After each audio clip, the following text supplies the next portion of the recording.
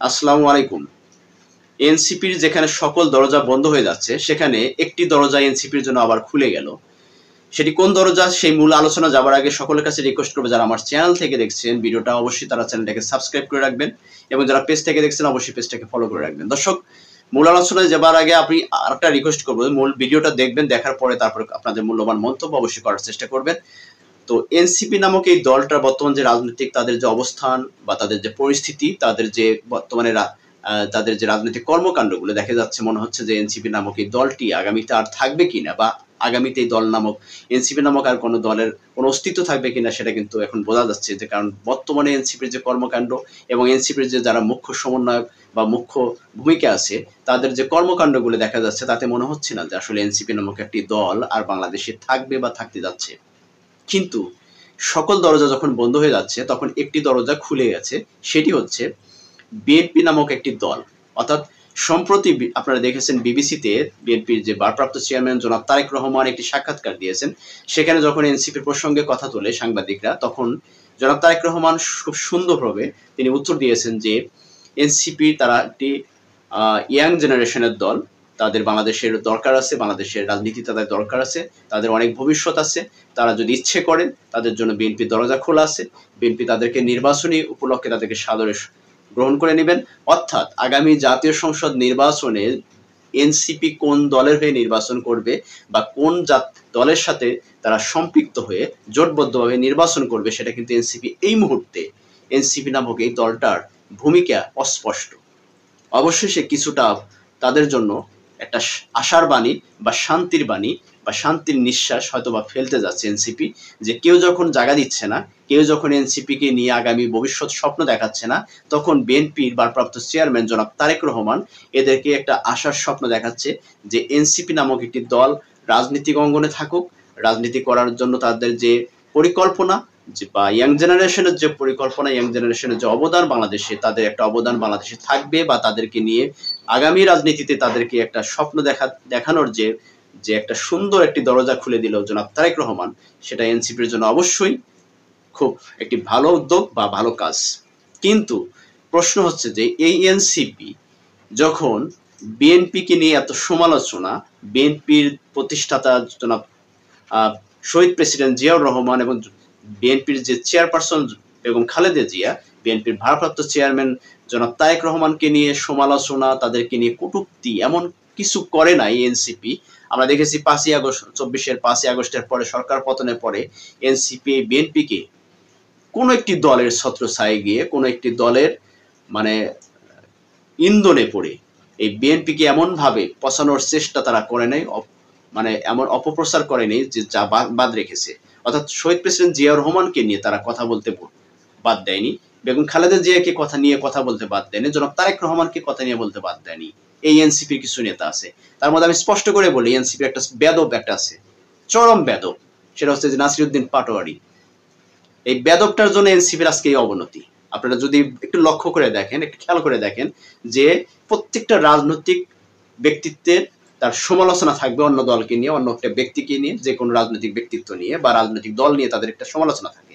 স্বাভাবিক নিয়ম যে কোনো দল, এটা গণতান্ত্রিক প্রক্রিয়া, তারা এক দল হয়ে আরেক দলের সমালোচনা করবে, একটা রাজনৈতিক ব্যক্তি হয়ে আরেকটা রাজনৈতিক ব্যক্তির সমালোচনা করবে, এটা স্বাভাবিক। কিন্তু সেই রাজনৈতিক পরিভাষাটা থাকবে মার্জিত এবং সেটা ভদ্র ভাষায়। কিন্তু এই এনসিপির এই বেদবটা এমন কোন সিনিয়র পার্সন নাই যাদেরকে নিয়ে তিনি বাজে মন্তব্য না করছে। এই এনসিপির এই বেদবটা, এই একটা বেদব যখন একটা দলের ভিতরে সমালোচক হয়, তখন ওই দলের আর অস্তিত্ব থাকে না। আজকে এনসিপির যে আজকে ভরাডুবি বা এনসিপির যে আজকে অস্তিত্বহীন হয়ে যাচ্ছে, এই একটা ছেলেই যথেষ্ট। এই একটা ছেলে যথেষ্ট। আমরা দেখেছি নাহিদের আলোচনা দেখেছি, আমরা দেখেছি হাসনাত আবদুল্লাহর কথা শুনেছি, আমরা সার্জিজ আলমের কথা শুনেছি। তাদের যে আলোচনা বা সমালোচনাগুলো একটা মার্জিত পরিবেশ ভাষায় একটা তারা বক্তব্য দিয়ে থাকেন। ইভেন আক্তার হোসেনের যে কথাগুলো আমরা সেখানেও দেখেছি, কিছুটা ভদ্র ভাষায় তিনি কথা বলেন বা ভদ্র ভাষায় তিনি বক্তব্য রাখেন। কিন্তু এই একটা বেদবী বাংলাদেশের যে এই এনসিপি নামক একটি দল বা একটা ইয়াং জেনারেশন একটা দল, ছাত্র সমাজের একটা দল, সেই দলটাকে একদম নষ্ট করে ফেলার পিছনে সবচেয়ে বড় অবদান হচ্ছে তার।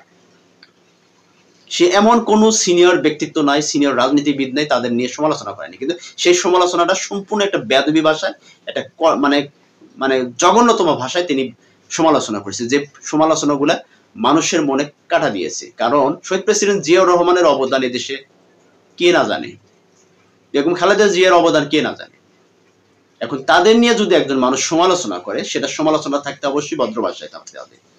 কিন্তু যে সমস্ত কথাবার্তায় তিনি সমালোচনা করেছেন, একটা বেদবের মতন, একটা বেদবী আচরণের মতো কথা বলেছে। তার যে আচরণ, তার যে বাচনভঙ্গি, তার যে বক্তব্য দেওয়ার যে মতো, যে তার যে শারীরিক যে তার যে গঠন বা শারীরিক যে একটা ভাষা, মানে শরীরের যে ভাষাটা, সেটা ছিল সম্পূর্ণ একটা বেদবের মতন। যার কারণে আজকে বাংলাদেশের মানুষ, আপামর জনসাধারণ, তারা এই বিএনপিকে যখন এই সমালোচনার মধ্যে ফেলেছে, এনসিপি নামক এই একটা বেদব, এই বেদবটা যখন এই সমালোচনার মধ্যে সম্পৃক্ত হয়, তখন থেকে এনসিপির প্রতি মানুষের যে সাধারণ মানুষের যে একটা ভালোবাসা বা শ্রদ্ধাবোধ, সেটা নষ্ট হয়ে যায়। কারণ বিএনপি অনেক মানুষ করে না, কিন্তু অনেক মানুষই শহীদ প্রেসিডেন্ট জিয়াউর রহমানের দেশের অবদান তারা কিন্তু ভুলে না। অনেকে আওয়ামী লীগ করে কিন্তু শহীদ প্রেসিডেন্ট জিয়াউর রহমানকে ভালোবাসে, অনেকে বিএনপি করে কিন্তু বঙ্গবন্ধু শেখ মুজিবুর রহমানকে ভালোবাসে।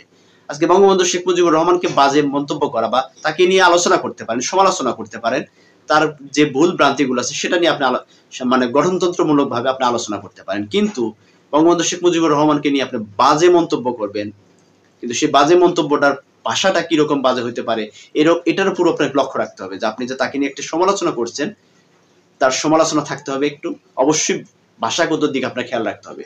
তেমনি শহীদ প্রেসিডেন্ট জিয়াউর রহমানকে নিয়ে আপনি যখন সমালোচনা করবেন, তখন ওই ভাষাগত আপনার দিক খেয়াল রাখতে হবে। কিন্তু এই বেদবের ক্ষেত্রে থেকে সেই রকম ভাষা কিন্তু আপনার খেয়াল করে কথা বলে নাই, অত্যন্ত একটা বেদবী ভাষায় কথা বলছে। যার কারণে আজকে এনসিপির যে ভরাডুবি, আমি মনে করি একটা লোক, একটা সমন্বয়ক দায়ী। সব জায়গার দরজা বন্ধ করার জন্য এই একটা বেদবী যথেষ্ট। আজকে এনসিপি প্রথমে তারা জানেন যে বাংলাদেশ জামাতে ইসলামের খপ্পরে পড়ে গিয়েছিল, জামাতে ইসলামের দোকায় পড়ে গিয়ে জামাতে ইসলামের যে ইন্ধনে পড়ে তারা বিএনপিটাকে আগে বিএনপি সমালোচনা করাইছে এই এনসিপি নেতাকর্মীদেরকে দিয়া করাইয়া, তারা মাঠটা ক্লিয়ার করছে, করে এনসিপি কে লাথি মেরে দিচ্ছে।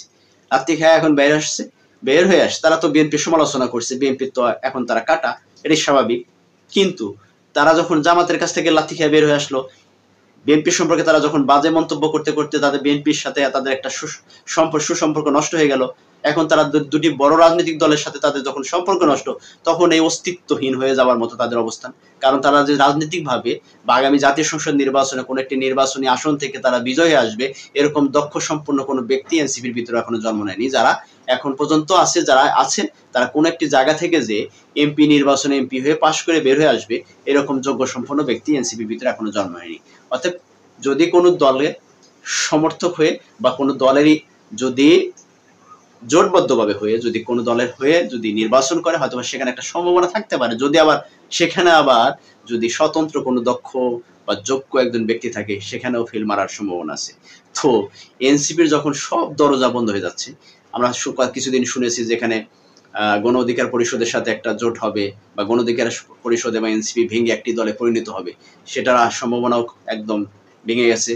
এবং তাদের সাথে যে জোটবদ্ধভাবে নির্বাচনে অংশগ্রহণ করবে, গণ অধিকার পরিষদে এমন কোনো দলে পরিণত হয়নি যে কোনো একটি জাতীয় নির্বাচনে কোনো একটি জায়গা থেকে তারা নির্বাচিত হয়ে পাশ করে বের হয়ে আসতে পারবে, এটাও যেমন হয়নি।